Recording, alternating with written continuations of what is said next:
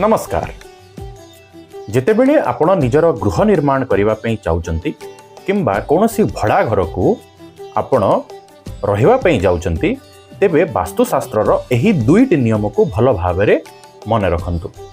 प्रथमटी है आपणक घरर मुख्य द्वार केबे हेले साउथ वेस्ट जोन माने नैऋत्य कोण दक्षिण पश्चिम दिगरे जेपरी न आसे यही जिनस प्रति यथेष्ट ध्यान दियंतु। कारण साउथ वेस्ट जोन रे थिबा मुख्य द्वार आपणक उपरे आर्थिक संकट किंबा ऋणग्रस्त हबार समस्या नहीं जीवन रे आसीपारे। एवं द्वितीयटी है आपणक घरर नॉर्थ ईस्ट जोन माने उत्तर पूर्व दिग जहाँ आम ईशान्य कोण बोली कहूँ से दिगरे केबे हेले टॉयलेट किंबा किचेन जेपरी न रहे।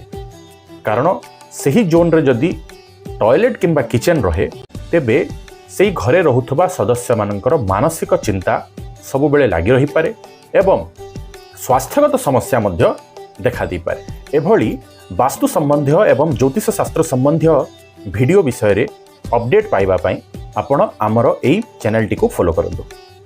धन्यवाद।